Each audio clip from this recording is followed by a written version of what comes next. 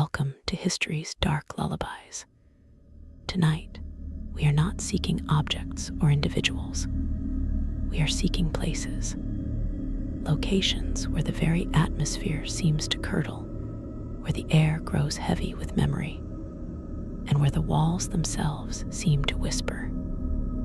These are not just old buildings, they are repositories, vessels for emotions so powerful they have stained the stones, soaked into the floorboards, and imprinted themselves on the fabric of reality. We are going on a pilgrimage to the corners of the world where the past does not rest, where it watches, waits, and sometimes reaches out. Find your most comfortable position. Let the darkness around you become the screen upon which these places will form. If you can, dim your lights. Let your breathing slow. We are about to walk through some of the most haunted places on Earth. Settle in and listen closely. 1. The Aokigahara Forest, Japan, the Sea of Trees. To understand Aokigahara, you must first erase all preconceptions of a forest. This is not a place of dappled sunlight and birdsong. It is a 30 square kilometer organism of profound silence and psychological pressure. The forest floor is not soil, but a brittle, porous lava bed from Mount Fuji's last great eruption over 1,000 years ago. Because the rock is so hard, tree roots cannot penetrate it. Instead, they spread laterally, crawling over the black rock like great, petrified serpents, creating a tangled, ankle-breaking maze that seems designed to trip and trap. This alone creates a sense of unease. The very ground is a weapon against your passage, but the true nature of the haunting is in the atmosphere. The canopy is a solid, interlocking ceiling of pine and cypress, so dense it blocks out most of the sky and critically absorbs all sound. This is not a quiet forest, it is a silent one. The phenomenon is known as ACU, or evil silence. You do not hear wind, only a faint, pressurized hum in your ears. You hear your own heartbeat, the rustle of your own clothing, the intake of your own breath with unnerving clarity. This sensory deprivation is the first layer of the psychological assault. It turns you inward, amplifying your own thoughts, your own anxieties, until they feel like the only things present in the world. Then come the legends and the modern reality. For centuries, Aokigahara has been linked in Japanese folklore to yurei, restless spirits, and was a traditional site for yubasut, the mythical practice of abandoning the elderly to die. This cultural memory lays a template of sorrow. In the 20th century, the forest became tragically famous through books and media as a place for suicide. It is estimated that over 100 people enter the forest each year with no intention of leaving. The Japanese authorities conduct annual body searches, finding remains, tents, and personal effects of those who have vanished. This concentration of intentional, self-inflicted death has created what parapsychologists call a psychic imprint of catastrophic proportion. The silence is not empty, it is saturated. Visitors, even hikers on the official peripheral paths, report a palpable, sinking feeling of despair that seems to emanate from the trees. They speak of being watched by unseen presences that flit between the trunks. They hear whispers, not words, but urges, impulses, felt more than heard, suggesting they go deeper, leave the path, rest a while. Many report sudden, overwhelming feelings of apathy or profound sadness that have no external cause. Compasses malfunction due to magnetic ore, disorienting you. The paths, if you leave them, all look identical, creating a terrifying homogeneity. The haunting of Aokigahara is not about seeing ghosts. It is about becoming one. The forest acts as a spiritual quicksand, a gravitational well for human despair. It is a place where the boundary between a person's internal turmoil and the external environment dissolves. The silence, the maze, the cultural memory, and the sheer weight of modern tragedy have fused to create an entity, a sea of trees that does not just contain sadness, but actively cultivates it, calling to the fractured parts of the human soul and offering a final, quiet, green embrace from which there is no return. To walk its outskirts is to stand at the edge of a psychic abyss, feeling its cold exhale on your face. 2. The RMS Queen Mary, Long Beach, USA, the Gray Ghost. To comprehend the haunting of the Queen Mary, you must understand her as a living being with a split personality. She is not a static building, but a retired ocean liner, a creature of the deep that has been forcibly immobilized. Launched in 1936, she was the pinnacle of Art Deco luxury, a floating palace for movie stars, royalty, and the wealthy elite. Her first life was one of glittering salons, grand staircases, and the thrill of transatlantic glamour. Every surface, the rare woods, the etched glass, the polished chrome still hums with this memory of elegance and excitement. Then came the war. Stripped of her finery, painted a dull, ominous battleship gray, she became the Gray Ghost, a troopship capable of outrunning German U-boats. Her vast ballrooms were crammed with triple-tiered bunks. Her elegant staterooms became officers' quarters thick with the smell of anxiety and cigarette smoke.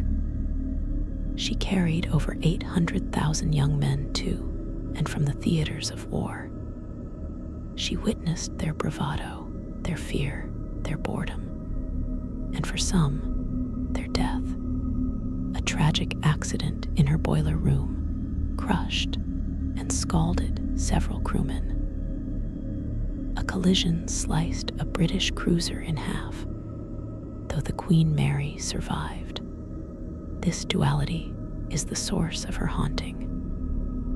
The ship is not haunted by one ghost, but by the echo of her own two competing souls. The hauntings are location-specific echoes of these two lives. The first-class swimming pool, empty, drained, its beautiful tiled Art Deco interior, now a stark, echoing cavern. Here, the residue of her glamorous life persists. Visitors and crew report the clear, unmistakable sounds of splashing, laughter, and chatter, as if a pool party from 1937 is still in full swing. Apparitions of women in vintage bathing suits have been seen, and wet footprints appear on the deck with no source. It is the past refusing to acknowledge the present, a joyous memory stuck on a loop. Shaft Alley in Boiler Room 1. This is the heart of her Gray Ghost trauma. The site of the fatal accident, the area is claustrophobic, hot, and filled with the ghostly rumble of engines that no longer run. The door to the boiler room is infamous for slamming shut with violent, inexplicable force. The apparition of a young, soot-stained crewman, dubbed Half-Hatch Harry for the crushing nature of his death, is frequently seen here, then vanishes. The energy is one of sudden, industrial violence and shock. The lower deck corridors, troop quarters. This is where the haunting becomes a somber, collective weight. The narrow hallways, where thousands of soldiers slept in swinging bunks, are permeated with a cold, depressive atmosphere. People report being touched, pushed, or feeling an overwhelming sense of being crowded by unseen bodies.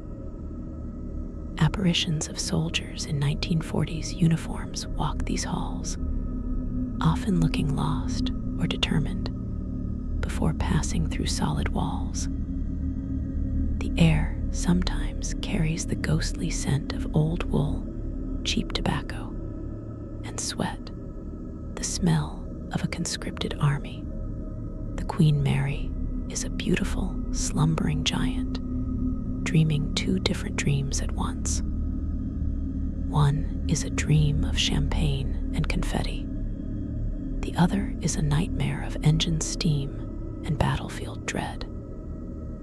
These dreams are now tangled together in her riveted hull, playing out in endless, overlapping cycles in her silent, docked retirement. To walk her decks is to walk the spine of a living memory, one that has not yet accepted that its journey is over. 3. Poveglia Island, Venice, Italy, the island of madness. Poveglia's horror is not an architectural haunting. It is a geological and spiritual contamination. The island itself is the ghost. Its history is not a series of events, but a slow-motion disaster of suffering that has composted into the very earth. Begin with the plague. During the Black Death and subsequent outbreaks in the 14th, 18th centuries, Venice had a brutal solution for the infected: removal. Suspected plague victims were forcibly taken from their homes, rowed to Poveglia, and dumped on the shore. There was no hospital, only containment. The sick were left to die in makeshift huts or in the open. The dead were not buried. They were burned in enormous, continuous pyres. The volume of bodies was so great that human ash became a significant component of the island's topsoil. The earth of Poveglia is, quite literally, made of the dead. Centuries later, in 1922, the authorities, perhaps sensing the land was already cursed, built a mental hospital on this foundation of ash. It swiftly became a chamber of horrors. Treatments were medieval: electroshock, ice baths, and brutal, experimental lobotomies. The most infamous legend tells of a doctor who became obsessed with performing lobotomies with drills and picks in the hospital's bell tower, driven mad by the screams that echoed from the wards below.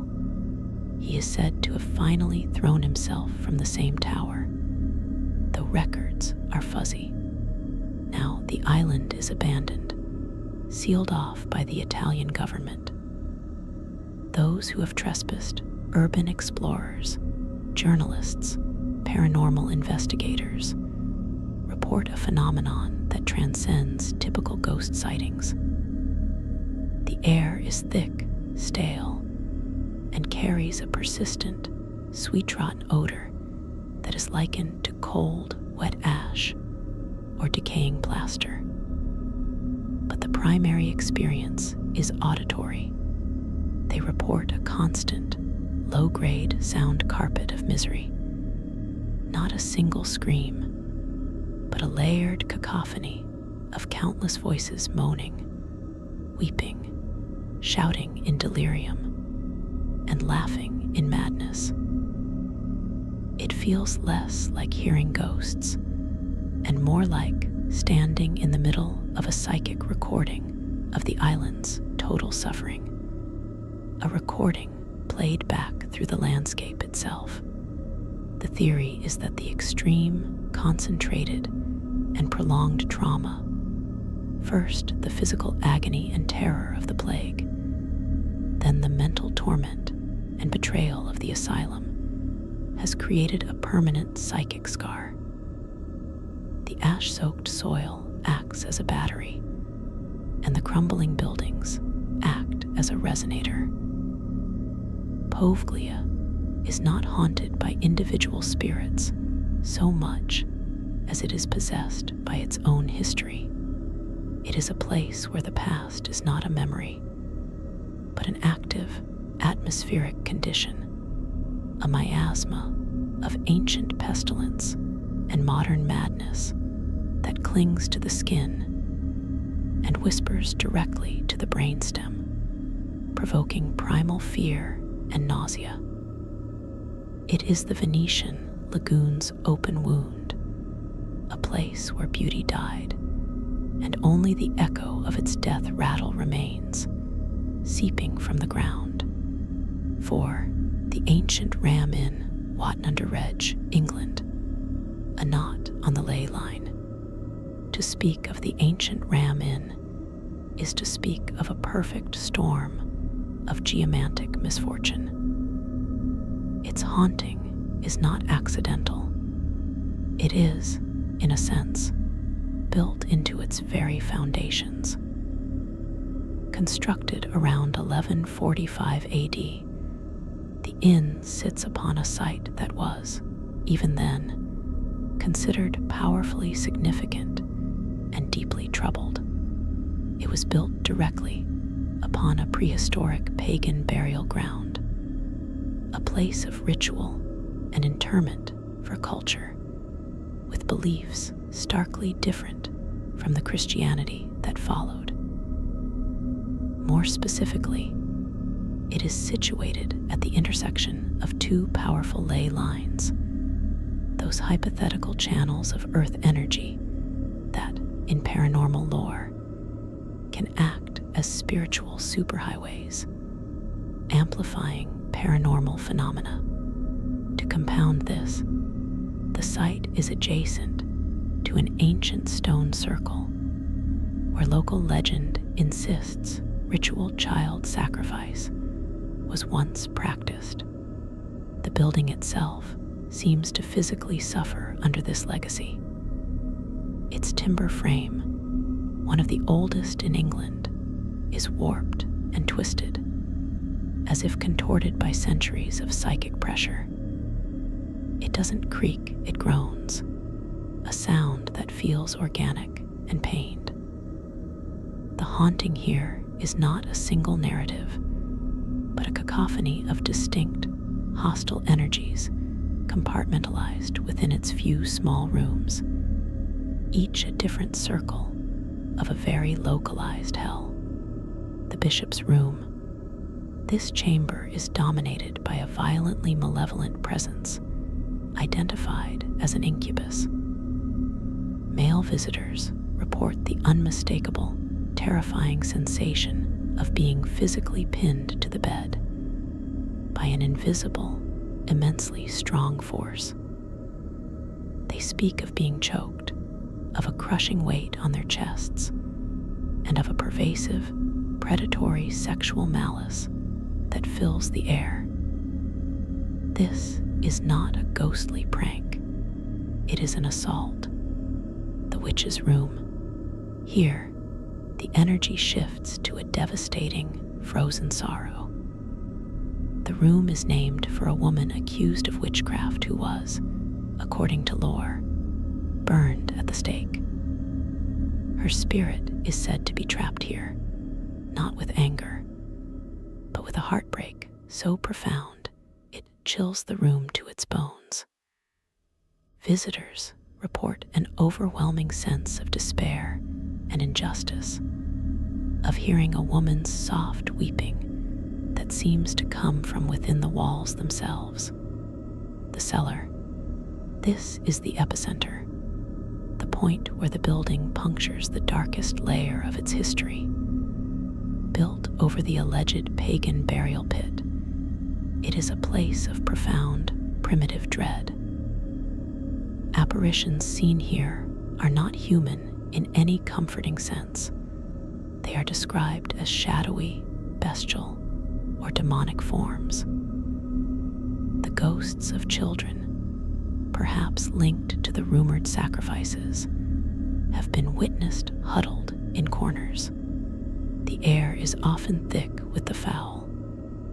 Conflicting smells of wet earth, rotting meat, and acrid sulfur.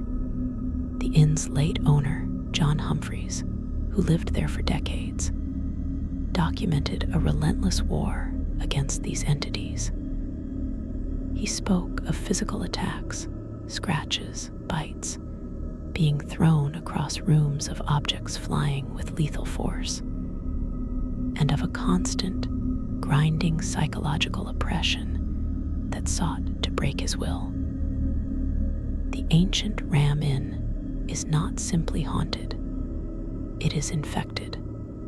It functions as a rotten tooth in the landscape, a focal point where dark history, tragic death, and possibly ancient, pre-Christian energies have festered together for almost a millennium, creating an environment where the malicious and the mournful are not memories, but active, intelligent, and dangerous residents. 5. The Monte Cristo Homestead, Junee, Australia. The gilded cage of a matriarch's curse. In the dusty plains of New South Wales, the Monte Cristo Homestead stands as a monument to Victorian grandeur and Gothic tragedy. Built in 1885 for Christopher and Elizabeth Crawley, its haunting is a masterclass in possessive, posthumous love and the terrifying power of a spoken curse. The hauntings stem from a catalog of familial tragedies, but they are all bound together by the iron will of Elizabeth Crawley, the lady of the house.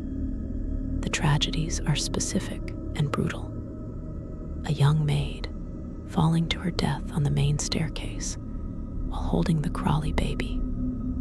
A mentally disabled boy, Harold, kept chained in the dairy for over 30 years, dying in squalor, a stable boy, killed in a horrific carriage accident on the grounds.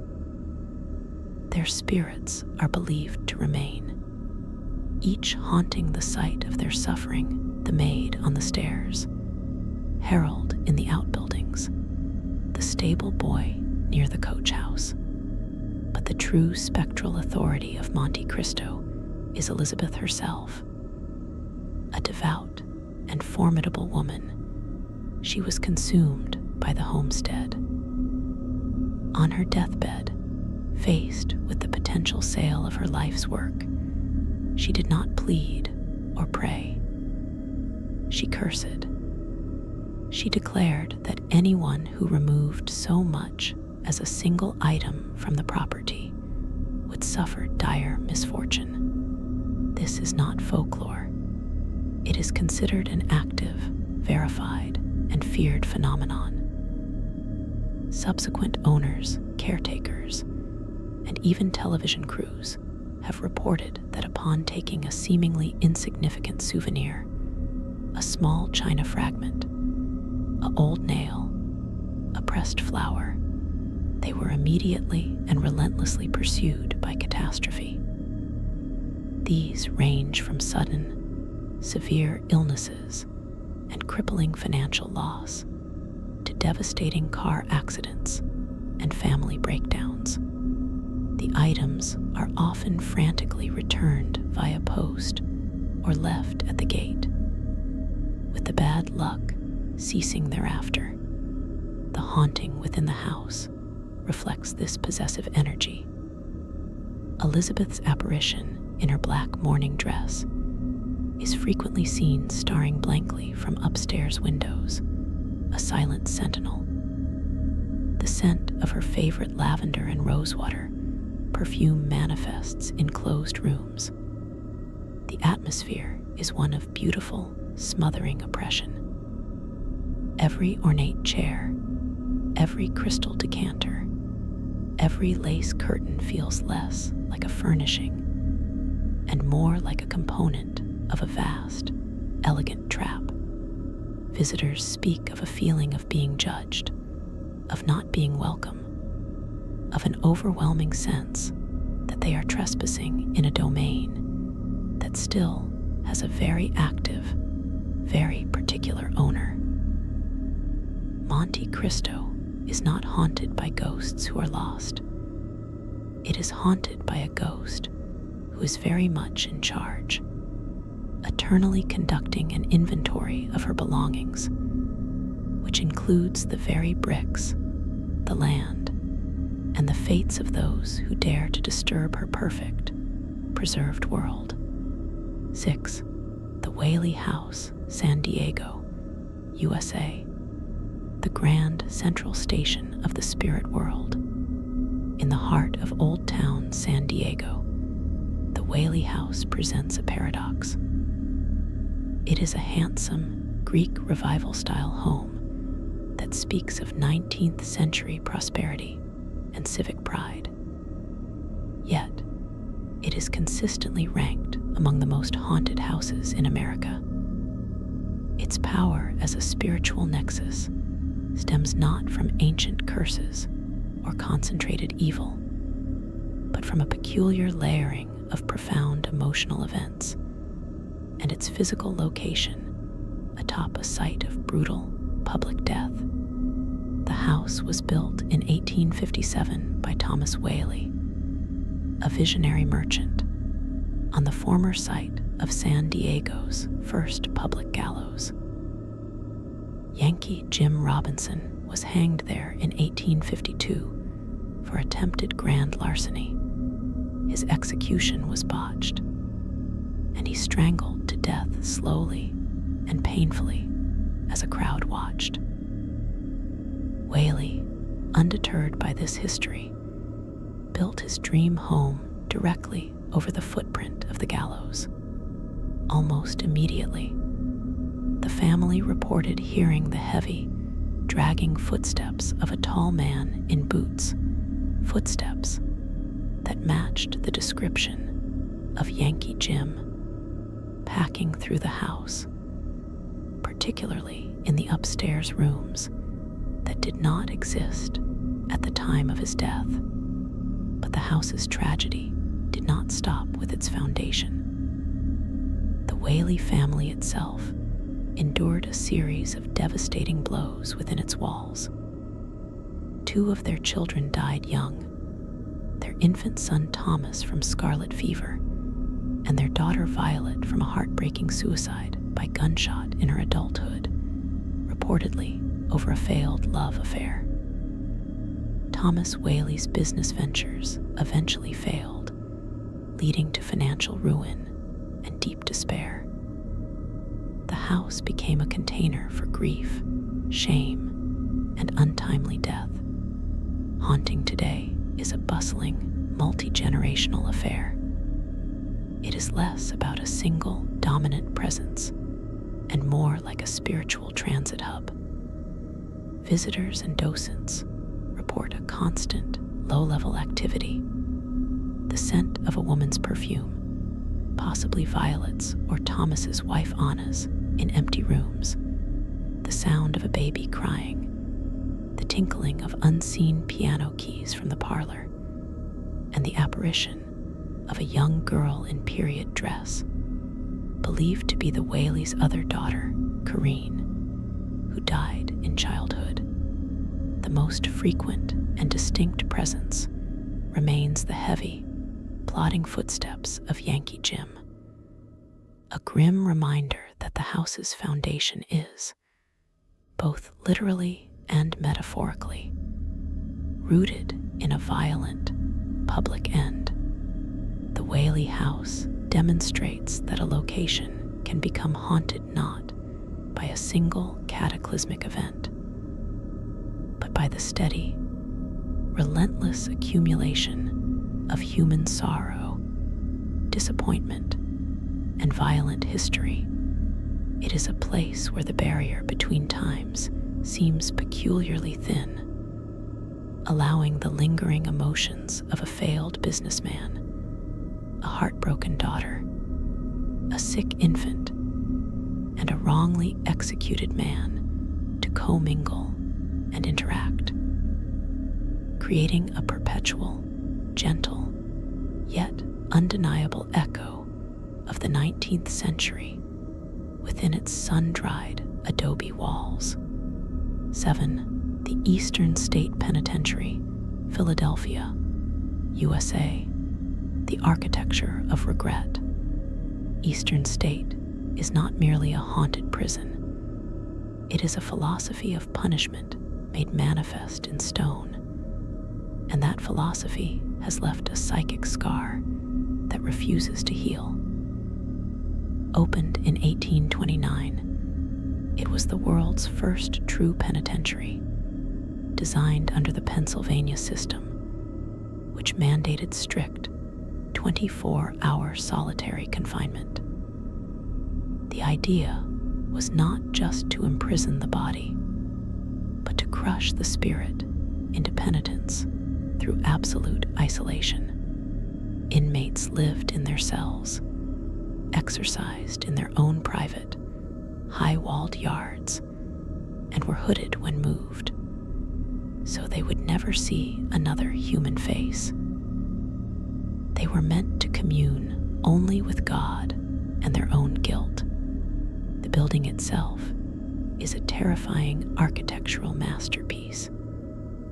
A radial wagon wheel design with cell blocks like spokes, allowing a single guard at the central hub to see down each long, vaulted corridor.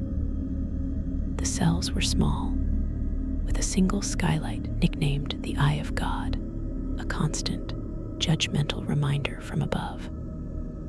This system, now considered a form of psychological torture, bred a very specific kind of ghost, not one of violence, but of profound, soul-crushing loneliness and madness. The hauntings at Eastern State are auditory and emotional. The long, crumbling cell blocks are filled with the sound of phantom whispers, weeping, and manic laughter that seem to come from empty, rotted cells. Visitors and staff report being grabbed by unseen hands, feeling sudden, overwhelming waves of despair and claustrophobia in specific areas, and hearing the distinct, echoing sound of cell doors slamming shut on their own. Apparitions are seen as shadowy, emaciated figures shuffling in the corridors or peering from behind rusted cell doors. Most famously, cell block 12 is known for a chilling, disembodied cackle that echoes down its length. In cell block 4, a shadowy figure with a sense of intense malice is reported. But the true horror of Eastern State is atmospheric. It is the feeling that the building itself is saturated with regret, not just the regret of the criminals, but the regret of a society for inventing such a cruel method of correction. The air feels thick with swallowed screams and silent prayers. It is a monument to the belief that a human soul can be reformed through sensory deprivation. And the haunting is the ghost of that failed experiment. The collective psychic wreckage of thousands of men driven to the brink of insanity and left to echo in the endless, vaulted silence. 8. The Hauska Castle, Czech Republic, the Gateway. Hauska Castle defies all conventional understanding of a haunted location. Its haunting is not rooted in human tragedy, but in pre-human dread. Built in the late 13th century under the order of King Ottokar II of Bohemia, its architecture is bizarre. It was constructed not on a strategic hilltop, trade route, or near water. It was built in the middle of remote, swampy forests, far from any border or settlement. Even stranger, its defenses, massive walls, a moat, fortifications face inward toward the castle courtyard. It was built not to keep people out, but to keep something in. Local legend speaks of a massive, bottomless pit on the site, a gateway to hell from which grotesque, half-animal creatures would emerge. The king ordered the pit sealed, and the castle erected directly over it as a permanent capstone. The chapel was constructed directly over the supposed mouth of the pit, using its sanctified ground to seal the gateway. The castle had no kitchens, no sustainable water source, and housed a minimal garrison. Its sole purpose was custodial. The phenomena reported at Hauska are uniquely disturbing because they align with this folklore of a dimensional breach. Visitors and researchers describe a profound biological sense of wrongness in the lower levels and the chapel.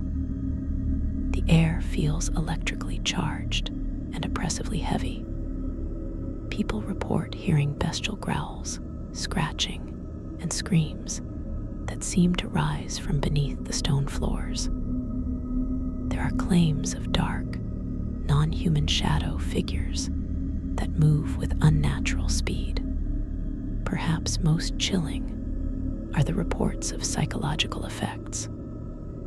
Sudden, unprovoked bouts of nausea and vertigo, overwhelming panic attacks, and the terrifying sensation of being watched by something utterly alien and hostile. The castle's history adds grim credence. During WWII, the Nazis seized it and are rumored to have used it for occult experiments, seemingly drawn to its dark reputation. After the war, skeletal remains were found in the subcellars. Hauska Castle is not haunted by ghosts in the traditional sense. It is a containment site. The haunting is the perceived leakage from whatever it was built to imprison. It is the feeling that the foundation stones are not resting on earth, but on a threshold, and that the ancient, sanctified architecture is all that stands between our world and something incomprehensibly old and dark that still claws patiently from the other side. 9. The Island of the Dolls, Xochimilco, Mexico, the offered playthings. In the vast, tranquil network of canals in Xochimilco, south of Mexico City, lies a small, swampy island that presents a vision of pure, uncanny nightmare. This is Isla de las Muñecas, the Island of the Dolls. Its haunting is not one of rage or sorrow, but of a desperate, lonely attempt at atonement that spiraled into something deeply unsettling. The story begins with the island's sole resident, a hermit named Don Julian Santana Barrera. In the 1950s, he discovered the body of a young girl who had drowned in one of the canals. Soon after, he found a doll floating in the same spot. believing it to belong to the dead girl, and haunted by her spirit, he hung it from a tree as an offering to appease her. This single act became an obsession for the next 50 years, until his own death in 2001. Don Julian scavenged hundreds of dolls and parts of dolls from garbage dumps and canals. He wired them to the trees, fences, and buildings of his island, creating a sprawling, silent population of decaying playthings. He believed the dolls were possessed by the spirit of the girl and other lost souls, and that by collecting them, he could placate them. He reported hearing the dolls whisper to him, move on their own, and open their eyes at night. He lived in profound, fearful symbiosis with his collection. Today, the island is a monument to this obsession. Thousands of mutilated dolls, bleached by the sun, rotted by the rain, and colonized by insects, stare with empty or missing eyes from every branch and post. The atmosphere is one of profound wrongness. Visitors universally report an intense feeling of being watched, not by one entity, but by thousands. The dolls seem to follow you with their glassy gazes. Many people hear faint, childish whispers or giggling on the breeze. Some dolls are said to turn their heads or raise an arm when no one is looking. The haunting of the island of the dolls is a constructed haunting. Don Julian, through sheer will and superstition, may have created a thought form, a tulpa of collective unease. He poured his fear, his guilt, and his loneliness into the dolls, and the location has absorbed that energy. It is not necessarily haunted by the ghost of a drowned girl, but by the ghost of a man's terrified conscience, given form in a legion of cracked porcelain and mildewed cloth. The island stands as a terrifying testament to the power of belief, showing how a place can become saturated with the psychic residue of one person's decades-long dialogue with the dead. A dialogue conducted through the silent, grinning faces of discarded toys. 10. The Myrtles Plantation, St. Francisville, USA. The Mirror's Memory. The Myrtles Plantation, a beautiful antebellum home in Louisiana, presents a classic Southern Gothic haunting, but with a chilling, specific focal point that elevates its horror.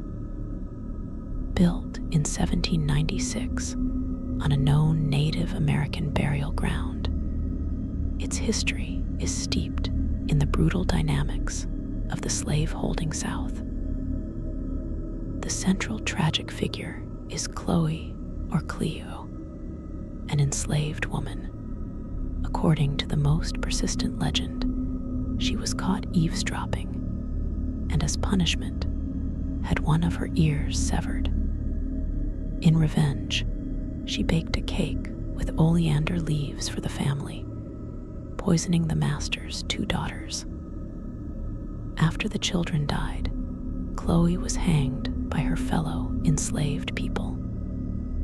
This story, while its factual accuracy is debated, has become the psychic cornerstone of the plantation's unrest.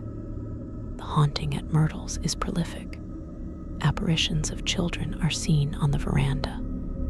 The ghost of a Union soldier paces the grounds, and the sound of a piano playing in an empty house is common. But the epicenter of the supernatural activity is a specific artifact, a massive, antique French mirror that hangs inside. This mirror is believed to have witnessed the home's tragedies, particularly the deaths of the poisoned girls. It is said to hold their images and the images of others who died there. The phenomena associated with the mirror are uniquely disturbing. Photographs of it frequently reveal strange anomalies: handprints on the glass from the inside, faces peering from within the reflection that are not present in the room. Visitors who gaze into it for too long report seeing their own reflection age rapidly, change expression, or be joined by shadowy figures standing behind them. The mirror is not just a reflective surface. It is treated as a psychic recording device, a pane of glass that absorbed the trauma imprinted in the air and now plays it back. It serves as a permanent, silent witness that refuses to let the past fade, forcing the violence and sorrow of the plantation's history to remain eternally visible, trapped in silver and glass, a beautiful, terrifying prison for moments of ultimate despair. 11. The Bangar Fort, Rajasthan, India. The curse of the holy man. Bangar Fort is not just considered haunted, it is legally decreed to be so. The Archaeological Survey of India has posted signs at its entrance, explicitly forbidding anyone from entering the fort premises after sunset and before sunrise. This unique status stems from a curse so powerful it emptied an entire city. The legend is precise. In the 16th century, the fort city of Bangar was prosperous. Its prince, Madho Singh, fell in love with the beautiful princess Ratnavati. A local tantric, a practitioner of occult magic Singhia, was also obsessed with her. He concocted a plan. He enchanted a bottle of perfume she was to purchase at the market, so that upon using it, she would fall under his spell. Ratnavati, warned by her own advisors, discovered the plot. She threw the bottle onto a giant boulder. The enchanted oil, however, triggered the curse. The boulder rolled down the hillside, crushing the tantric. With his dying breath, he cursed the entire city of Bangar, dooming it to destruction and ensuring that no roof would ever again be raised over its head, and that any who dwelt there would perish. Shortly thereafter, Bangar was sacked and destroyed in a battle with a neighboring state. It was never rebuilt. To this day, local lore insists that any attempt to construct a roof within the fort walls results in the structure collapsing. The haunting is one of profound, enforced emptiness. Visitors during the day report an oppressive, watchful silence. They feel an intangible presence that is not friendly. Stories abound of people who stayed past dusk becoming disoriented, hearing ghostly music and screams, and feeling unseen hands pushing them. The fort is a sprawling, beautiful ruin of temples, palaces, and bazaars, but it feels less like an archaeological site and more like a cursed artifact on a landscape scale. The curse of the tantric did not just kill people, it killed a place's future, freezing it in a state of perpetual, lifeless ruin, and saturating its stones with a potent, active prohibition against life and reconstruction. 12. The Moss Beach Distillery, California, USA. The Blue Lady's Eternal Wait. Perched on the rugged cliffs of the San Mateo coast, the Moss Beach Distillery, formerly the Moss Beach Palace, offers a haunting of a different color, a haunting of romantic tragedy and steadfast, ghostly loyalty. In the 1920s, during Prohibition, the spot was a popular speakeasy, a place for jazz, bootleg liquor, and clandestine affairs. The central figure is a woman known only as the Blue Lady. She was a regular, often seen in a striking blue dress, who was having an affair with a handsome piano player. Her jealous husband discovered the infidelity. One night, as the Blue Lady walked along the cliff path to meet her lover, she was attacked and murdered. Some versions say her husband pushed her. Others claim she was killed by a rival for the pianist's affections. Her body was found on the beach below. The haunting of the Blue Lady is gentle but persistent, and deeply tied to the emotional resonance of her story. She is the most frequently seen apparition, a woman in a blue dress who wanders the cliffside, the dining rooms, and the bar, often appearing near the fireplace. She is not typically menacing. Her energy is one of sadness, longing, and a touch of coquettishness. She is known for playful poltergeist activity.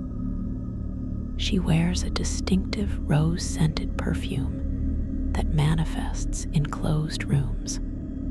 She moves chairs, taps people on the shoulder, and causes electrical disturbances. But her most poignant manifestation is her interaction with the color blue. She is said to be drawn to women wearing blue, often appearing near them or gently touching their jewelry. In one famous account, a skeptic challenged the legend, loudly declaring she didn't believe in ghosts. A moment later, the blue sapphire pendant she was wearing flew off its chain, landing on the other side of the room. The Blue Lady's haunting is a residual emotional loop. She is not waiting for vengeance, but for a reunion that will never come. She lingers at the site of her happiest moments and her brutal end, caught in the echo of jazz music, illicit romance, and sudden violence. Her presence turns the distillery from a simple restaurant into a place where the glamour and desperation of the Roaring Twenties remain palpably alive. A beautiful, sad ghost, forever keeping her appointment on the foggy, wind-swept cliffs. 13. The Chernobyl Exclusion Zone, Pripyat, Ukraine. The ghost of the atom. The haunting of Chernobyl is unlike any other. It is not a supernatural haunting in the traditional sense of apparitions or poltergeists. It is a haunting of absence, of arrested time, and of invisible poison. On April 26, 1986, reactor number 4 of the V.I. Lenin nuclear power plant exploded, casting a plume of radioactive isotopes across Europe and rendering the surrounding area uninhabitable for millennia. The nearby city of Pripyat, a model Soviet town of 50,000, was evacuated in 36 hours. Its residents told they would return in 3 days. They never did. To walk the streets of Pripyat now is to experience a profound, unsettling silence, broken only by the wind through broken windows and the creeping advance of nature. The haunting is visual and psychological. It is in the perfectly preserved Soviet-era classroom, with tiny gas masks scattered on the floor and a child's notebook open on a desk, its pencil left mid-sentence. It is in the decaying amusement park, its Ferris wheel forever still just days before its grand May Day opening. It is in the hundreds of pairs of shoes left behind in apartment building basements, in the dolls arranged by stalkers, illegal explorers, in eerie tableaus. But the true phantom is radiation itself, an invisible, odorless, tasteless presence that permeates every surface, every dusty toy, every leaf on the invading birch trees. Geiger counters provide its voice, a frantic, chattering soundtrack of death. The air feels heavy not with moisture, but with consequence. Reports from workers and explorers of feelings of being watched, of sudden nausea or headaches, are less about ghosts and more about the subconscious awareness of this pervasive, lethal energy. The zone is haunted by the ghost of the future that was stolen. It is a snapshot of 1986, frozen in the moment of catastrophe, a sprawling memorial to human hubris and technological failure. The spirits here are the memories of 50,000 lives abruptly uprooted, the phantom laughter from empty swimming pools, and the silent, enduring scream of the reactor itself, now entombed in a gargantuan steel sarcophagus, a tomb for a dying star that mankind created on Earth. 14. The Winchester Mystery House, San Jose, USA, the architecture of fear. The Winchester Mystery House is not haunted by ghosts. It is a ghost itself, a physical manifestation of paralyzing terror and desperate superstition. Its builder, Sarah Winchester, was the widow of William Wirt Winchester, heir to the Winchester Repeating Arms fortune, a company that literally made its money from bullets. After the deaths of her infant daughter and husband, a grief-stricken Sarah consulted a Boston spiritualist.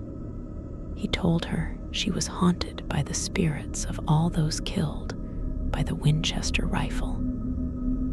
The only way to appease them, he said, was to move west and build a house for them, and to never, ever stop building. If construction ceased, she would die. From 1886 until her death in 1922, Sarah Winchester directed a continuous 24-hour-a-day, 365-day-a-year construction project on a grand scale. The result is a 160-room Victorian mansion that is a monument to paranoid logic. Staircases lead to ceilings. Doors open onto blank walls or two-story drops. Windows are built into floors. There are cupboards a mere inch deep, chimneys that stop short of the roof, and a dizzying number of rooms with no purpose. It is a labyrinth designed to confuse and trap the angry spirits she believed pursued her. The haunting here is embedded in the architecture. The sheer irrationality of the design creates a profound sense of cognitive dissonance and unease. To walk its halls is to feel the palpable, decades-long panic of its creator. It is not that ghosts are in the house. The house is the ghost of Sarah Winchester's mind. The endless corridors are the neural pathways of her anxiety. The sealed doors are her attempts to lock out tragedy. The stairs to nowhere are her futile search for an escape from guilt and grief. The constant sound of hammers and saws was her lullaby, the proof she was still alive. Now silent, the house stands as a fossilized panic attack, a sprawling, beautiful, and deeply sad monument to a woman who spent $70 million in today's money building a cage to protect herself from the spectral victims of her own fortune.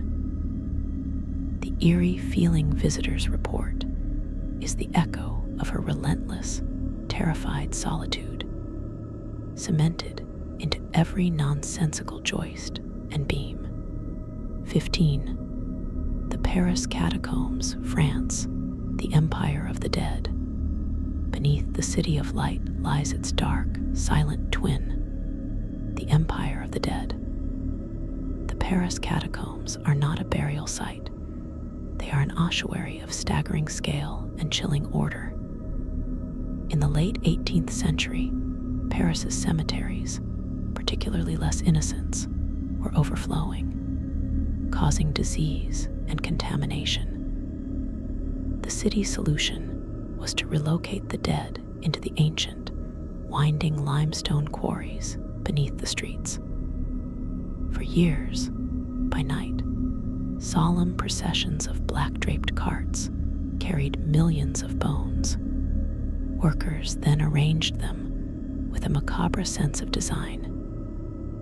Tibias and femurs stacked in neat, geometric walls, punctuated by lines of skulls to create decorative patterns. Plaques label the cemeteries from which the bones came. The haunting of the catacombs is one of overwhelming, silent confrontation with mortality. It is not about individual spirits, but about the collective anonymity of death. The air is cool, still, and smells of ancient stone and dust. The only sounds are the drip of water and the echo of your own footsteps. To walk the narrow, low-ceilinged passages, lined from floor to ceiling, with the carefully stacked remains of an estimated 6-7 million people, is to be stripped of any romantic notion of the afterlife. Here, death is not a transition, but a final, democratic filing system. The psychological impact is profound. The sheer number obliterates individuality. You are not looking at a skeleton, but at the raw material of a once steaming metropolis, rendered into a mineral resource. Some visitors report feeling a crushing, suffocating weight, a sense of being an intruder in a city that belongs to the dead. Others speak of hearing whispers or feeling a cool touch, but these are likely the mind's rebellion against the sheer, silent magnitude of what it is witnessing. The catacombs are a memento mori on a civic scale. They do not whisper of ghosts.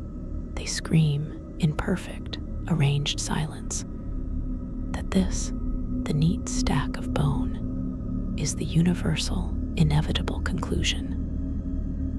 The haunting is the knowledge that beneath every cafe, every boutique, every bustling boulevard in Paris lies this silent, ordered empire, a permanent, sobering foundation of the city's glamorous life.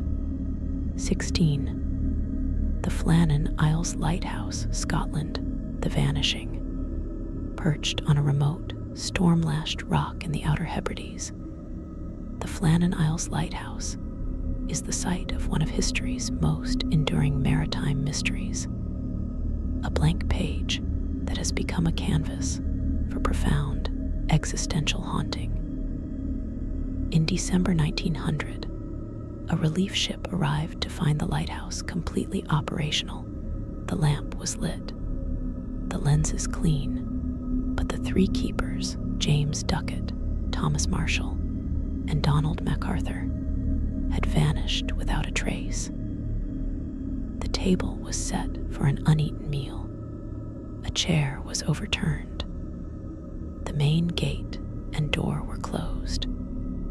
The only clues were in the logbook, which described days of severe winds the likes of which I have never seen, followed by an eerie final entry. Storm ended, sea calm. God is over all. The haunting of Flannan is not one of apparitions, but of absolute, resonant absence. It is the haunting of a question that will never be answered.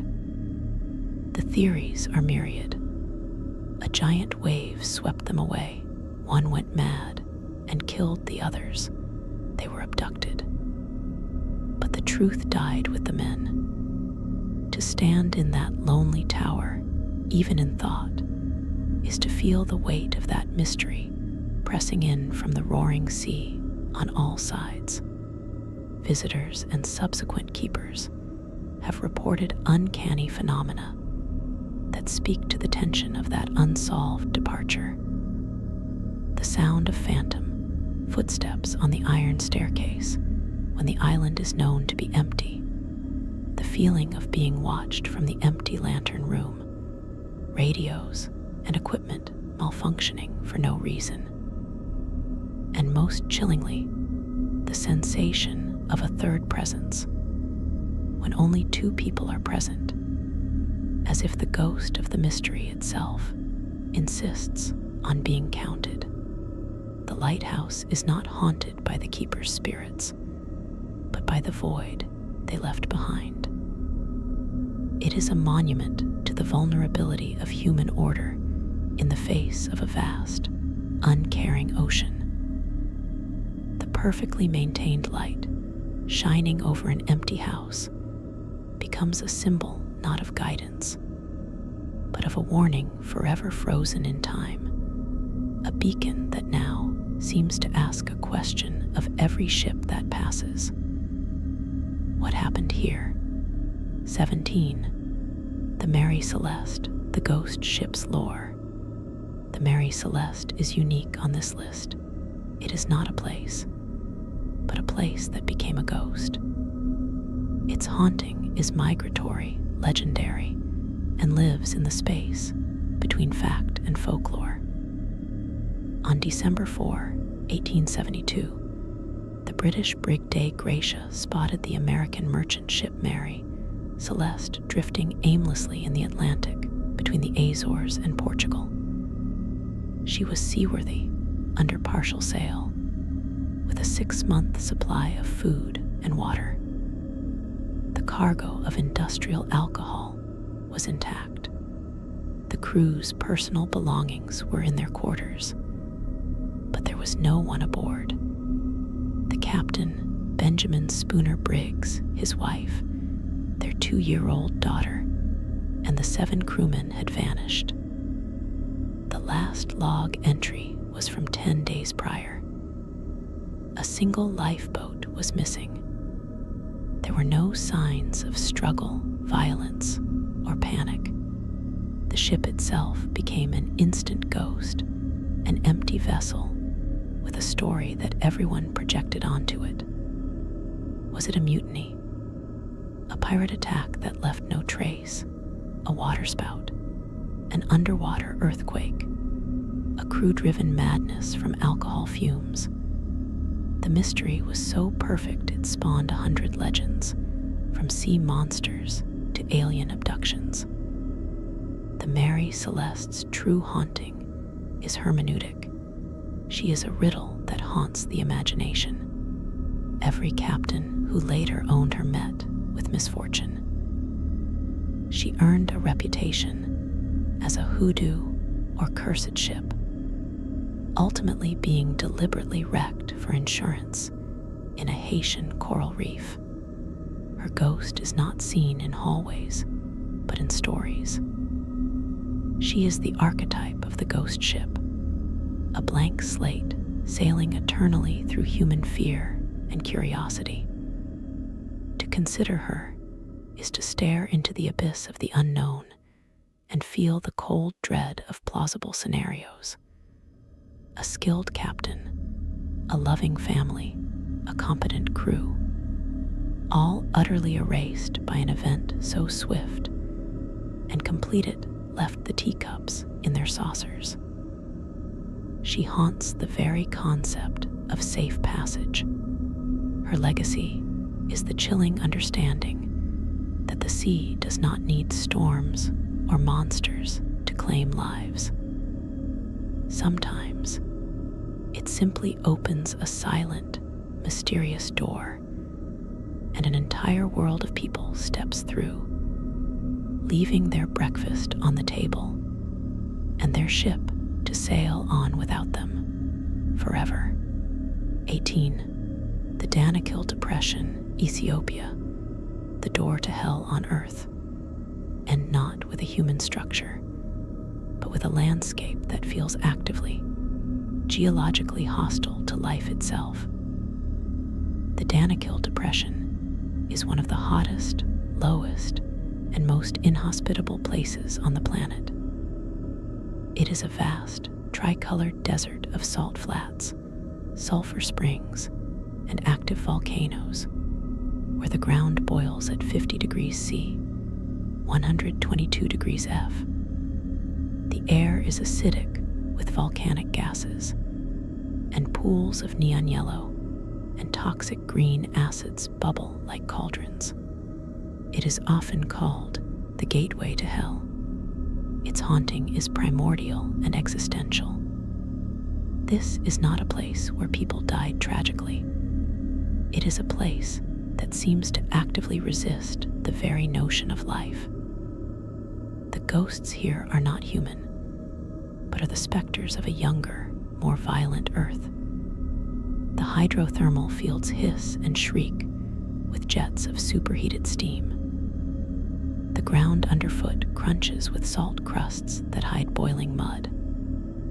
The colors, vibrant oranges, yellows, and greens from iron, sulfur, and salt, are beautiful but signal poison. The air shimmers with heat haze, creating mirages and distorting perception. To be in the Danakil is to feel profoundly insignificant and unwelcome.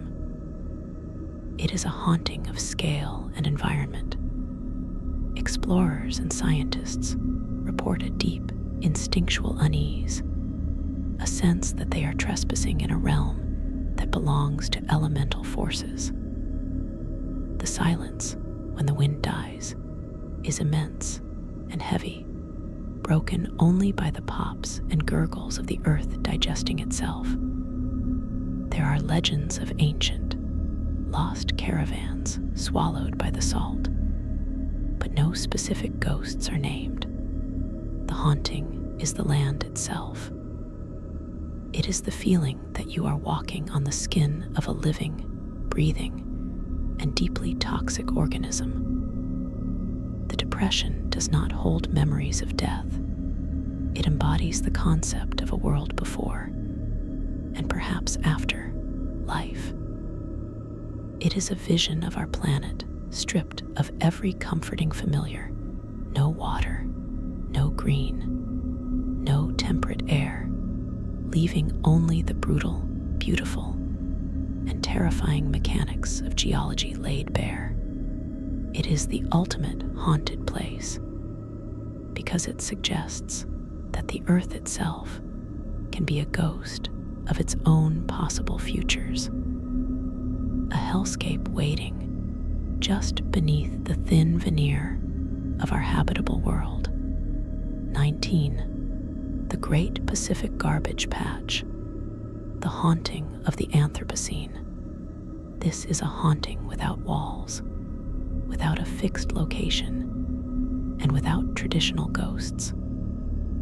The Great Pacific Garbage Patch, a vast, swirling gyre of plastic debris in the North Pacific Ocean, is the spectral evidence of our own age, the ghost of consumption made material. It is not an island of trash, but a diffuse, soupy suspension of microplastics, fishing nets, bottles, and countless unidentifiable fragments, some as small as a grain of rice. This haunting is invisible to the naked eye from the surface, but felt in the guts of seabirds and the bellies of fish. The horror of the garbage patch is its scale, its permanence, and its symbolism. It is a haunting of consequence. The plastic polymers will outlast our civilizations, our languages, our memories. They are the non-biodegradable ghosts of every disposable cup, every packaging film, every forgotten toy. In the quiet, rolling swells of the open ocean, this silent, synthetic continent drifts. Sailors who pass through it speak of an eerie, lifeless quality to the water, a plastic smell on the air, and the heartbreaking sight of albatross chicks dead on remote atolls. Their stomachs burst open with colorful bottle caps and lighters. The patch is a monument to human forgetting, a cemetery for our convenience.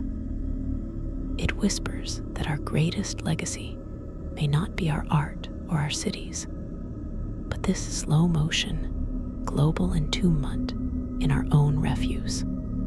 Its lullaby is the silent, chemical leaching of polymers into the salt water, a poison lullaby for the planet, the sound of the future groaning under the weight of our present carelessness. 20. The Hotel del Salto, Colombia. The fallen palace of Tequendama, perched on the edge of a 157-meter cliff, overlooking the roaring Bogota River as it plunges into the Tequendama Falls. The Hotel del Salto was built in the 1920s as a luxurious weekend retreat for Colombia's elite. Its haunting is a twofold tragedy of beauty and despair. The first layer is the natural majesty turned lethal.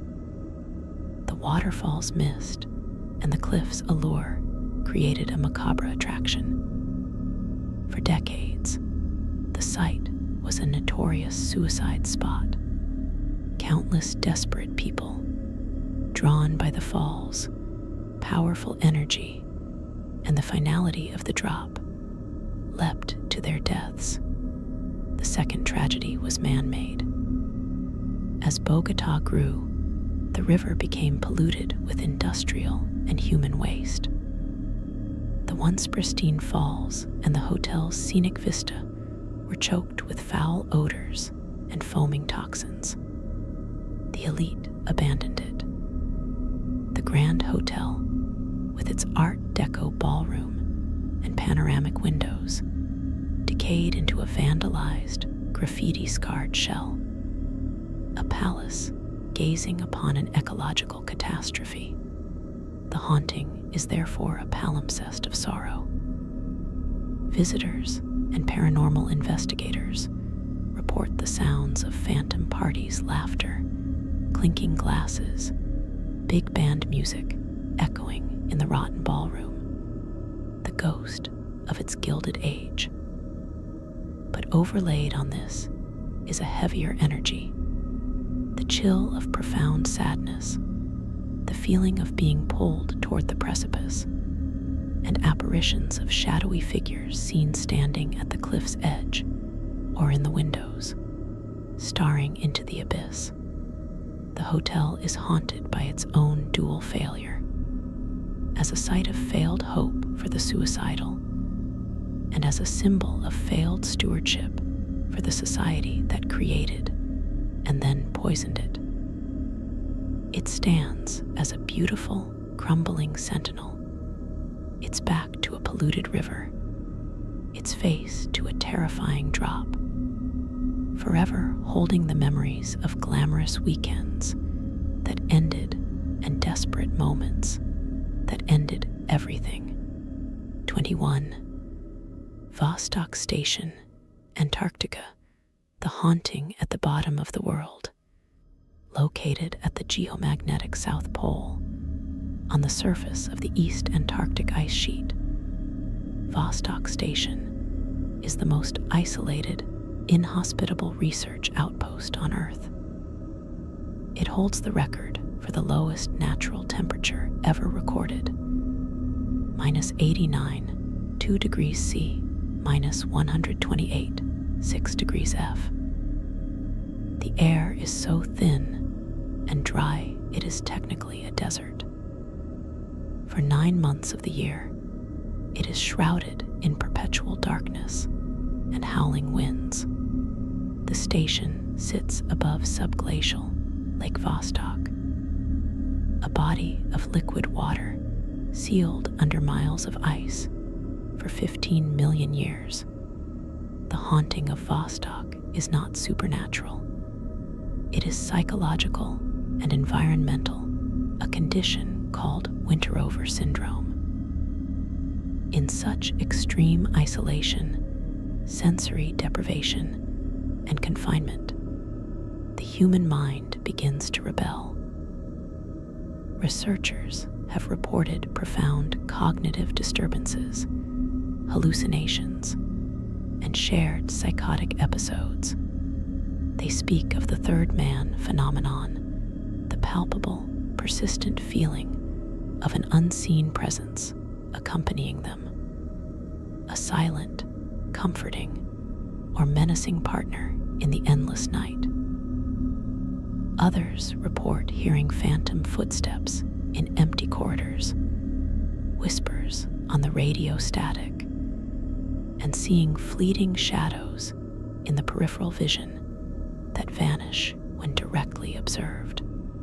But the most profound specter is the environment itself. The constant, deafening wind sounds like a screaming chorus. The utter blackness beyond the station lights feels like a solid, hungry void.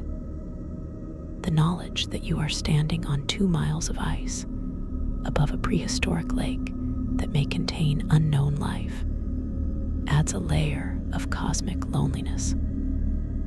Vostok is haunted by antipodal alienation, the sheer, overwhelming otherness of the place. The ghosts are not of the dead, but projections of the living mind as it strains against the absolute limits of human endurance and the terrifying purity of a world untouched by and utterly indifferent to human existence. It is a haunting of insignificance, where the only spirits are the howl of the wind, the crack of the ice, and the silent, immense pressure of a continent dreaming under the stars. 22. The Salton Sea, California, USA. The haunting of American ambition. The Salton Sea is a profound and tragic monument to the hubris of human engineering, a haunting of rotting potential. Created accidentally in 1905, when Colorado River irrigation canals burst, it became California's largest lake. In the 1950s and 60s, it was marketed as the California Riviera, a desert oasis for boaters, anglers, and sunseekers. Resorts sprang up, yacht clubs thrived. It was a dream poured into a salt pen, but the dream was poisoned from the start. The lake had no outlet. Agricultural runoff, laden with pesticides and fertilizers, flowed in and concentrated as the water evaporated. Salinity skyrocketed, surpassing that of the ocean.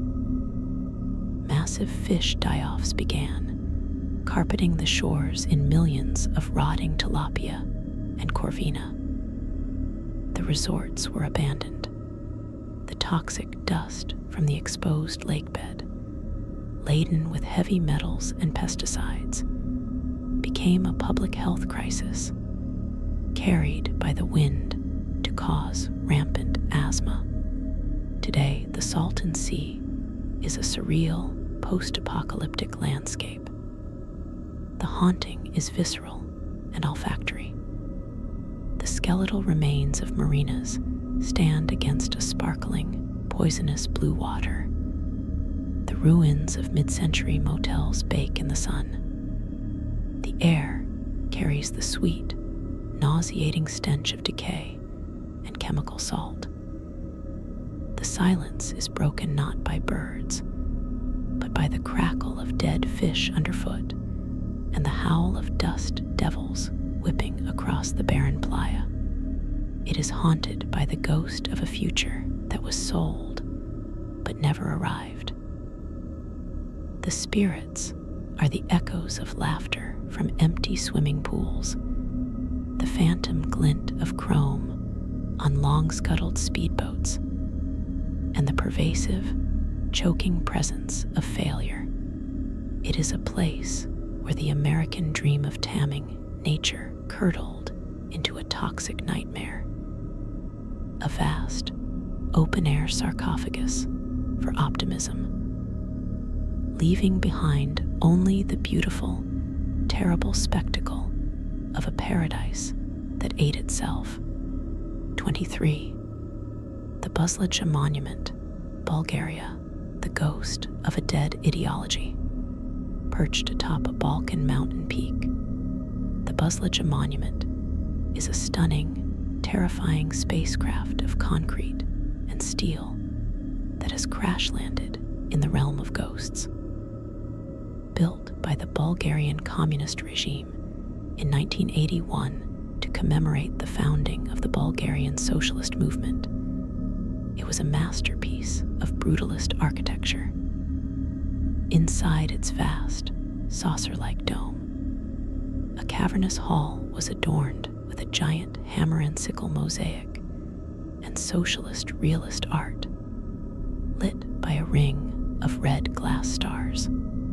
It was designed to inspire awe and ideological fervor. With the fall of communism in 1989, it was abandoned, stripped of valuables, and left to the elements.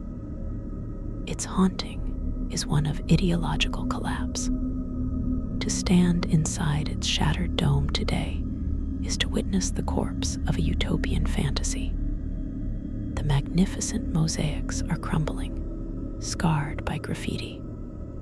The red glass stars are broken, allowing shafts of indifferent mountain light to pierce the gloom. The wind screams through broken windows with a sound like a dying engine. The sheer, imposing scale of the structure, now devoid of its intended meaning, creates a crushing sense of absurdity and desolation. Visitors report a profound, eerie silence at the center of the howling wind, a feeling of being watched by the giant, blank eyes of the heroic worker mosaics. The air feels charged with the weight of discarded belief, of fervent speeches now just echoes absorbed by concrete. It is not haunted by people, but by the specter of a failed future.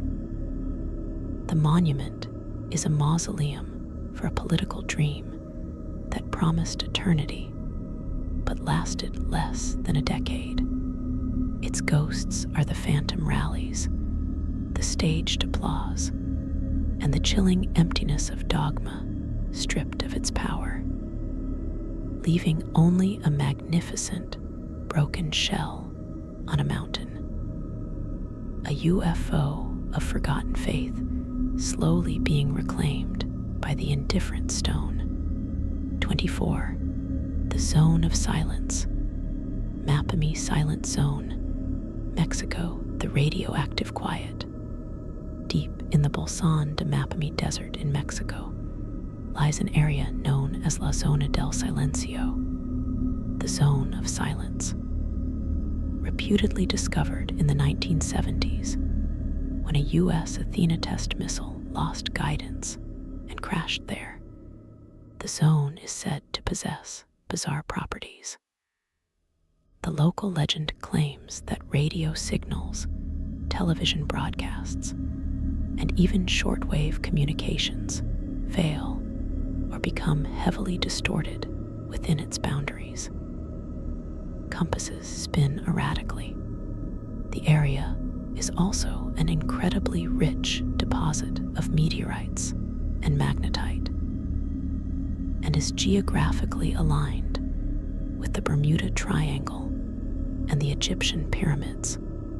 The haunting here is electromagnetic and existential. It is a haunting of silence in the most modern sense, not the absence of sound, but the failure of transmission.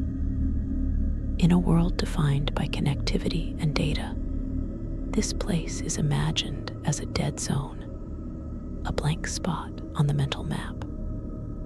Visitors and researchers, though much is shrouded in myth and speculation, report an unnerving, amplified silence where your own thoughts seem deafening. The emptiness of the desert is compounded by the perceived inability to call for help. Stories abound of strange lights, of mutated plants and animals, and of facilitators, tall, blonde, mysterious figures who appear to give directions or warnings before vanishing. Whether the effects are due to subterranean mineral deposits, magnetic anomalies, or pure folklore, the zone's power is in its concept. It is haunted by the fear of disconnection. In the 21st century, to be rendered incommunicado is a primal terror. The zone represents a place where the comforting noise of human civilization, our broadcasts, our signals, our digital chatter, is swallowed by the desert, leaving the individual utterly alone with the vast, uncaring sky and the whispering of their own mind. It is less a haunted place and more a modern archetype of anxiety. The lurking dread that somewhere the signal will drop, the GPS will fail, and we will be truly, irrevocably lost, not in a forest, but in the silent static between stations. 25. The Sedlec Ossuary, Kutná Hora, Czech Republic. The Sistine Chapel of Bones. Beneath the cemetery church of All Saints in Sedlec lies an ossuary that transcends mere spookiness and enters the realm of sacred, chilling art. In the 13th century, soil from Golgotha was scattered here, making it one of the most desired burial grounds in Europe. Centuries of plagues and wars filled it beyond capacity. In the 19th century, a woodcarver named František Rint was given a macabre commission to artistically arrange the exhumed bones of approximately 40,000 to 70,000 people. The result is not a haunted catacomb, but a sanctified memento mori of breathtaking scale and precision. Every element is crafted from human remains. A colossal chandelier, containing at least one of every bone in the human body, hangs from the center. Garlands of skulls and femurs adorn the vaults. A family coat of arms is rendered in ribs and clavicles. Pyramids of skulls stand in corners. Monstrances and chalices sit on altars made of stacked long bones. The haunting of Sedlec is not one of restless spirits or cold spots. It is a haunting of absolute stillness and profound acceptance. The air is cool, dry, and silent. The sheer, overwhelming artistry of the place forces a confrontation with mortality that is devoid of terror, but full of awe. The message is not, "You will die," but this is what we all become. And even in this state, there can be a terrible beauty and order. It quiets the mind rather than agitating it. The ghosts here are not individuals, but the collective, anonymous presence of tens of thousands, finally at perfect, artistic rest. It is a place that has fully integrated its dead, transforming them from objects of fear into the literal pillars and decoration of a space dedicated to their memory.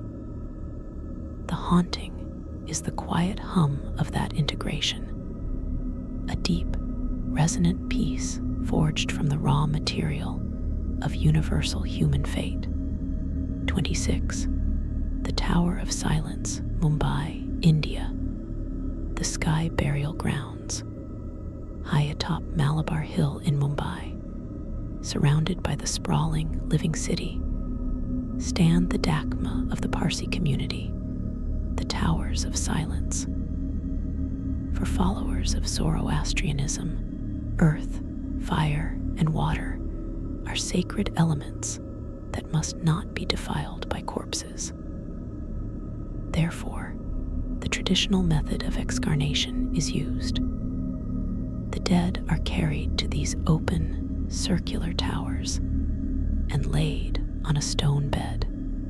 Vultures and the elements sun, wind, rain, then perform the work of returning the body to nature with breathtaking speed and efficiency. The haunting here is ecological, ethical, and deeply spiritual.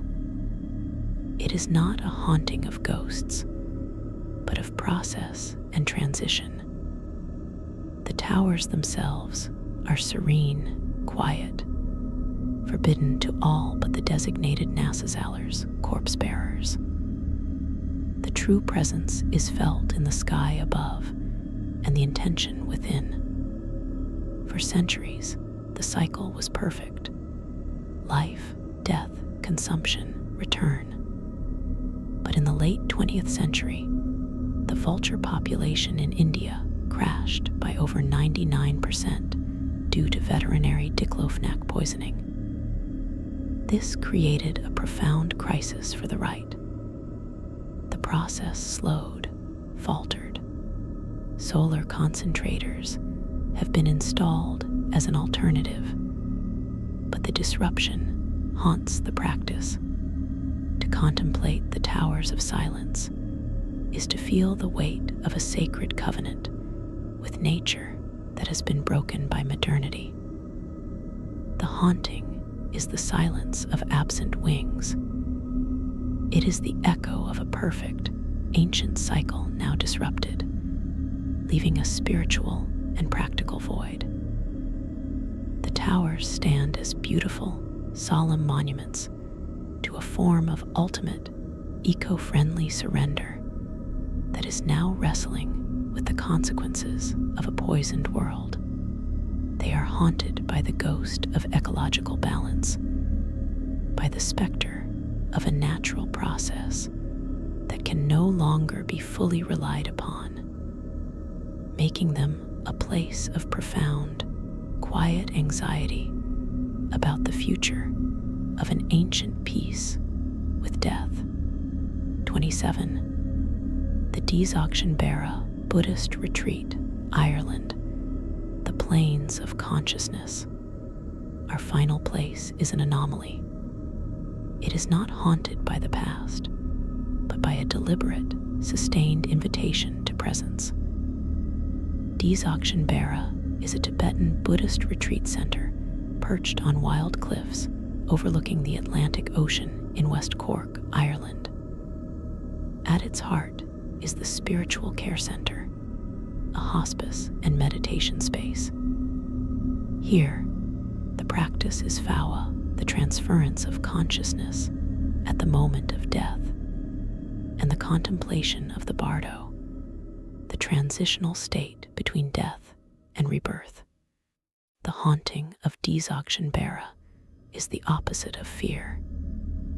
It is a haunting by luminous emptiness. The entire center is dedicated to holding space for the most profound human transition.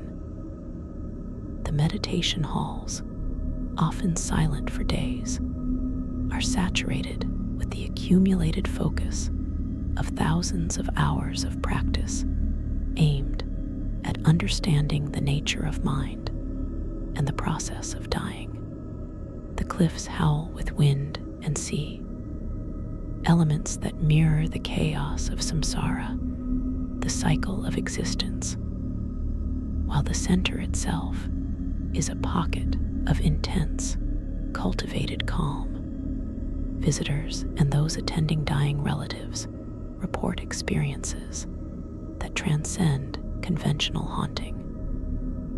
They speak of palpable fields of peace so strong they alleviate personal grief, of sensing benevolent, non-human presences, not ghosts, but Dharmapala's protectors, or the felt presence of enlightened compassion, of experiencing synchronicities and waking dreams that feel like direct teachings. The air feels charged with intention, not tragedy. It is a place where the veil between life and death is not a wall to be breached by ghosts, but a curtain to be understood through meditation. It is haunted by the future, by everyone's inevitable death, but also by the profound, fearless curiosity and compassion that can be brought to meet it. The spirits here, if they exist, are not trapped, but are teachers in transition, and the land itself feels like it is breathing in rhythm with practices older than history, offering not a scream from the past, but a whisper about the nature of what comes next. It is the most profound haunting of all, a place saturated with the conscious, gentle, and unwavering contemplation of the ultimate mystery. 28. The village of Övertorneås, forgotten graveyard, Sweden the Earth's uneasy secret. In the remote, pine-forested north of Sweden, near Övertorneå, there exists a place known only to a handful of locals and the reindeer that graze there. It is not on any official map. It is a small, sunken clearing, ringed by unusually large and ancient birch trees. This is a Gammelgard, an old farm graveyard, but it is not a cemetery for a village. It is a burial ground for the Brenda, the burned ones. In the late 17th century, this region was seized by a wave of witch hunt hysteria more intense than almost anywhere else in Europe. Old Sami women, solitary Finnish settlers, healers, and the merely odd were accused of stealing milk from neighbors' cows or blighting crops. The trials were swift and brutal. Those convicted were not just executed, they were burned, their bodies reduced to ash to prevent any possibility of magical return. And because they were considered spiritually contaminated, they could not be buried in consecrated ground. So they were taken here, to this silent clearing. Their ashes were buried in unmarked pits. No stones were raised. No prayers were said by any priest. The community carried out the act, then collectively turned its back, willing the memory to fade into the thin Arctic soil. The haunting of this clearing is one of violent erasure and frozen guilt. The air is still and cold, even on a summer day. The birch trees seem to lean inward, as if listening. Visitors, usually descendants researching family history, report a profound sense of sorrow, so thick it feels like a physical pressure. They speak of hearing fragments of whispered pleas in Old Finnish or Sami, not from a single source, but rising from the ground itself. Some feel a sudden, gripping chill, or the phantom smell of wood smoke and charred hair. Nothing dramatic ever happens. No apparitions appear. It is the haunting of a void, of a debt of recognition that was never paid. The land itself remembers the injustice that the people tried to forget. It is a quiet, shameful secret held by the earth, a place where the only ghosts are the absences of proper graves, and the only sound is the wind trying to give voice to dozens of names that were deliberately struck from the record. 29. The Flying Dutchman's Graving Dock, Cape Town, South Africa. The dry-docked legend. In the industrial port of Cape Town, there is an old, seldom used dry dock, a massive, concrete bathtub where ships are repaired. Local dockworkers and night watchmen have a name for it that never appears on port authority schematics: the Dutchman's Bed. According to persistent port lore, this specific dock is where the spectral ship, the Flying Dutchman, sometimes comes to rest. The legend of the Dutchman is well known. A ghost ship condemned to sail the seas forever, a harbinger of doom. But this dock claims a more intimate, recurring chapter. On certain nights, when a dense, cold fog, the tablecloth, rolls off Table Mountain and smothers the docks, the old warning sirens are silent. Workers claim that if you're on the right gantry at the wrong hour, you'll see it. The fog in the empty dock will coalesce, not into a ship at sea, but into the ghostly, translucent outlines of a 17th century merchant vessel's hull, sitting perfectly within the confines of the dry dock, as if undergoing invisible repairs. The sound of ethereal hammering and Dutch shouts echo. The smell of wet, ancient oak and tar permeates the fog. Then, as suddenly as it formed, it dissolves. The fog lifts. The dock is empty. The haunting here is unique. It is a legend making use of infrastructure. It's not a haunted house, but a haunted space designed for ships. The dry dock, a place of repair and respite, becomes the spectral vessel's only possible anchorage. The story suggests that even the most cursed of wanderers needs, or is drawn to, a place meant for healing. It turns a piece of modern industrial engineering into a recurring stage for a centuries-old myth. The fear it inspires isn't of the dock, but of being the lone witness to this impossible pit stop, of seeing the world's most famous ghost story pause for a moment in your workplace, a fleeting, silent reminder that some journeys never end. They just occasionally pull in for maintenance in the blind spot of our reality. 30. The Room of Names Archive, Arolsen, Germany. The Whispering Catalog. Our final location is not ancient, not remote, and not visually eerie. It is a modern, clean, well-lit archive in a small German town. The Arolsen Archives, formerly the International Tracing Service, hold the world's most comprehensive collection of documents on the victims and survivors of Nazi persecution. Over 30 million documents fill its shelves: concentration camp registers, death lists, transport manifests, forced labor records. Within this vast repository, there is a conceptual space more haunting than any physical room: the collective weight of the names. Archivists and researchers who work here for years speak of a slow, accumulating phenomenon.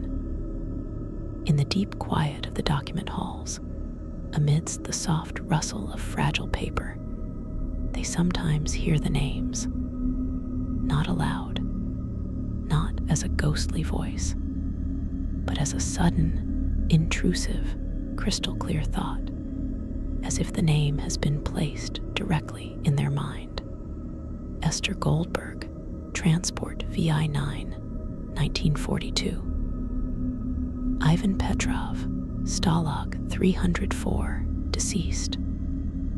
They will then turn a page or pull a file, and there the name will be, staring back at them from the historical record. This is not considered a paranormal event by the staff, but a psychological and ethical haunting. It is the mind buckling under the weight of specificity. Each document is not just paper. It is a shard of a shattered life. After reading thousands, tens of thousands of these stark, bureaucratic entries, the brain, in moments of quiet, begins to replay them. It assembles the fragments. The haunting of Aralson is the haunting of absolute, documented loss. The ghosts are not apparitions. They are the data points of genocide, and they assert themselves on the consciousness of those who bear witness. The air in the archive is heavy with the silence of millions who were systematically erased, but whose erasure was, with monstrous efficiency, recorded. To work, there is to engage in a daily, quiet dialogue with absence, where the echoes are not sounds, but the relentless, whispering return of names from the ledgers, insisting, against the Nazis' final goal, on being remembered, one by one, forever. It is perhaps the most devastating haunting of all, a place where history itself, in its most brutal, precise form, will not let you forget a single syllable. 31. The sunken city of Atlantis, the haunting of a lost idea. Atlantis is the most famous place that never was. First mentioned by Plato as a moral allegory about a hubristic civilization swallowed by the sea, it has since been found everywhere from the Mediterranean to the Caribbean to Antarctica. But the haunting of Atlantis is not about its physical location. It is the haunting of a perfect, lost origin story. It represents a golden age of impossible knowledge and technology, a society that had it all and threw it away through arrogance. Its spectral presence lurks in every human anxiety about decline, in every what if about a wiser past. The phenomenon is this: the idea of Atlantis exerts a gravitational pull. Explorers, mystics, and crackpots feel called to find it. They report strange synchronicities, dreams of drowning cities, compass malfunctions over certain patches of ocean, a deep, inexplicable conviction that they are on the verge of a revelation. This is not a haunting by ghosts, but by the specter of human potential. Atlantis is the ghost of a civilization we fear we once were, and dread we might become again. A cautionary tale made flesh in our collective longing. Its ruins are not made of stone, but of nostalgia for a past that never happened and a warning about a future we are still barreling towards. To chase Atlantis is to be haunted by the perfect, sunken reflection of our own ambitions, forever just out of reach beneath the waves of time and myth. 32. The liminal hour of 3:33 a.m., the witching minute. This is a haunting not of place, but of time. Across countless cultures and belief systems, the hour between 3:00 and 4:00 a.m., the witching hour, is considered a thin time. But within that, a specific minute has crystallized in modern paranormal lore. 3:33 a.m. It is a time of symmetrical digital repetition, a palindrome of dread on a clock face. The haunting is one of universal, solitary vulnerability. It is the time when the world is at its deepest sleep, when the body's circadian rhythm is at its lowest ebb. Countless people with no connection to one another report waking abruptly at 3:33 a.m. Not at 3:32 or 3:34, but precisely at 3:33. They wake into a silence that feels thicker than normal, a darkness that feels watchful. They report seeing shadow figures at the foot of the bed, feeling a crushing weight on their chest, sleep paralysis, hearing whispers from empty corners, or experiencing overwhelming, inexplicable dread. The phenomenon is so widespread, it has its own name. The 3:33 a.m. phenomenon. Is it a biological glitch, a psychological suggestion, or is it, as some believe, a synchronized moment of spiritual permeability? This minute has become a modern-day haunted hour, a time slot where the rules seem to soften. It haunts not a building, but the universal experience of the bedroom at night. It is the ghost in the machinery of time itself, a recurring, personal apocalypse experienced by millions in the privacy of their own minds, a shared secret of the dark that suggests we are all, at some point, tenants in a haunted moment. 33. The eternal waiting room of disappeared travelers, the conceptual limbo. Our final haunting is the most diffuse and perhaps the most tragic. It exists in every major transportation hub: airports, grand train stations, bus terminals. But it is not a haunt of the building. It is the haunt of the disappeared traveler. This is the person who boarded a plane, a train, a ship, and simply never arrived at the other end. Not due to a famous crash, but to a quiet, bureaucratic vanishing.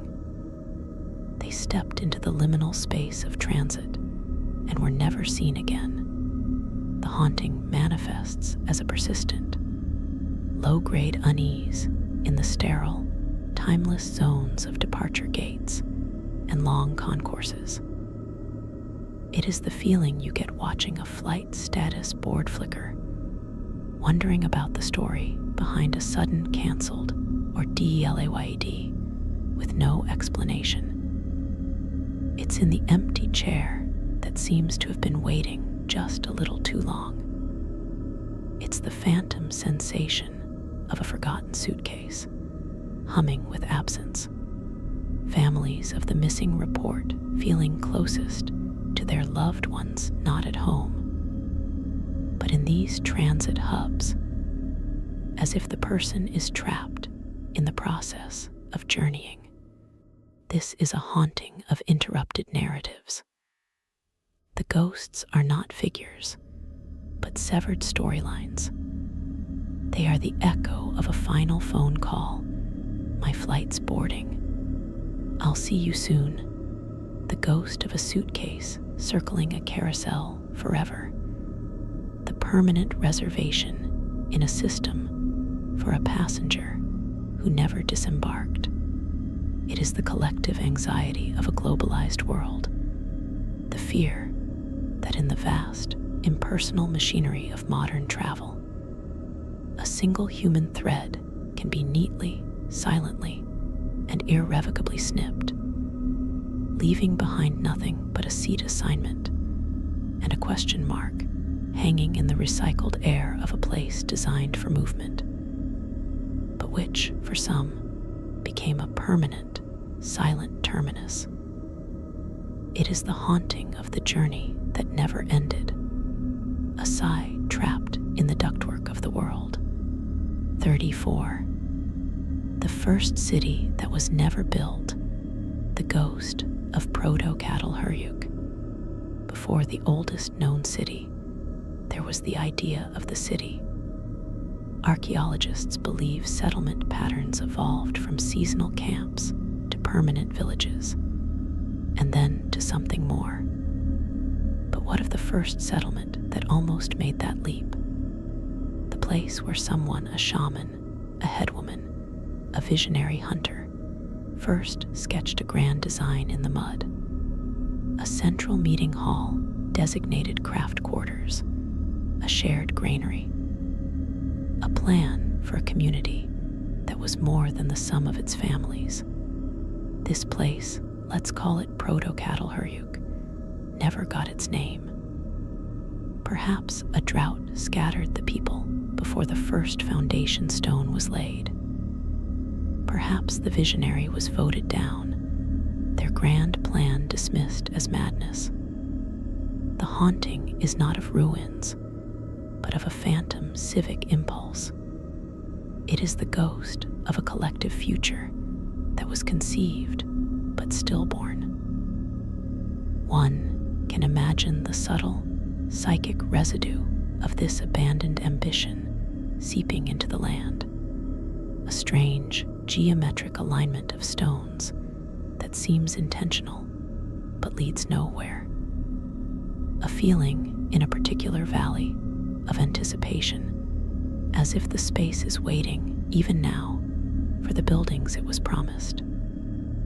It is haunted by the shadow of a mayor who never ruled, by the echoes of debates that never happened, by the silent, persistent potential of the very first urban dream, extinguished before it could draw breath. This is the haunting of the path not taken on a civilizational scale. 35. The vault of lost cartoons, the haunting of the unseen. In the early 20th century, during the brutal, glorious dawn of animation, thousands of feet of film were created that no human eye will ever see. Test reels where Mickey Mouse had rat-like features and a cruel laugh. Silly symphony prototypes where the colors bled in horrifying, psychedelic ways. Philosophical shorts by nameless artists that were deemed too disturbing or not funny by studio bosses and melted down for their silver nitrate. These works were not archived, they were destroyed. Their creators are dust. Their frames are chemical ghosts. The haunting exists in the collective unconscious of pop culture. It's the feeling of déjà vu when you see a modern, surreal indie animation that seems to channel something impossibly old and forgotten. It's the nightmare a child might have of a familiar cartoon character moving with a subtly wrong, grotesque fluidity. Film historians and preservationists sometimes speak of a peculiar, melancholy energy in certain archive vaults, not from the celebrated films, but from the gaps on the shelves where the lost ones should be. It is a haunting of erased joy and discarded madness. The vault is a phantom library of laughter that never echoed, of colors that never met a viewer's eye, of artistic risks that were smothered in their crib. These lost cartoons haunt our culture as absences, as strange gaps in the evolutionary tree of animation, leaving behind only the eerie sense that somewhere, in the static between channels, a deranged, beautiful, forgotten duck is still running, forever, in a loop no one is watching. 36. The quietest room on Earth, Orfield Laboratories, anechoic chamber. In Minneapolis, there exists a room that is not haunted by sound, but by the absolute, violent absence of it. The anechoic chamber at Orfield Laboratories is designed to absorb 99.99% of sound. The walls, floor, and ceiling are giant wedges of fiberglass, eliminating echo. It sits on vibration-dampening springs. In this room, the decibel level measures at -9.4 dBA. You hear nothing from the outside world. What you hear is yourself. Your heartbeat becomes a kettle drum. Your blood rushes like a river in your ears. Your stomach gurgles like geological activity. Your joints creak like old timber. The brain, desperate for input, begins to generate its own sounds, phantom whispers, distant music, ringing tones. People rarely last more than 45 minutes. The silence becomes a physical pressure, a terrifying, immersive void. This room is haunted by the ghost of sensory experience. It is not a place where things happen. It is a place where the lack of happening becomes an overwhelming event. It confronts you with the raw, unaided machinery of your own biology, stripped of the comforting blanket of ambient noise. The spirit of the room is the void itself, a hungry, absorptive presence that doesn't add, but subtracts until all that's left is the ghost in your own machine. It is the ultimate haunted house for the modern age. A sanctuary so pure it becomes a chamber of horrors, proving that the most profound haunting can be the systematic removal of everything we use to convince ourselves we are not alone in the dark. And so, the projector has stopped. The final spool of film has spun itself out. The whispers from the forests, the echoes from the towers, the silent screams from the archives, they have all been given their moment in the dark of this shared night. We have traveled from the sea of trees to the quietest room on Earth. We have stood where thousands vanished and where a single, perfect silence reigns. We have met the ghosts of empires, of ideas, of cartoons that never were.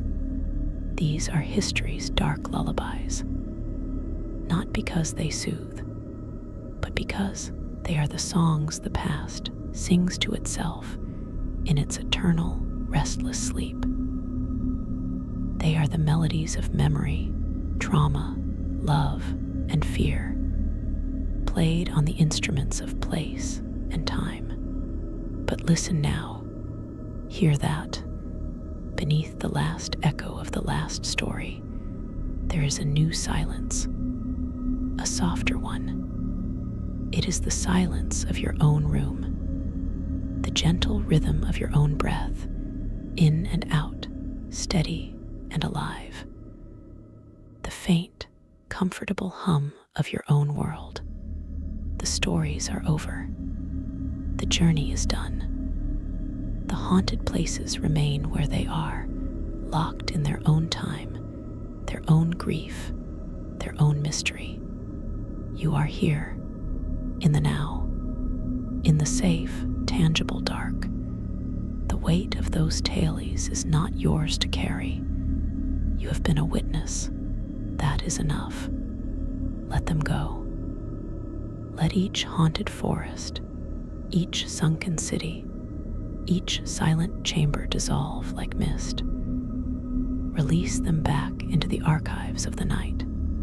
What remains is you, your warmth, your peace, the profound, simple, unhaunted reality of your own presence in this quiet moment.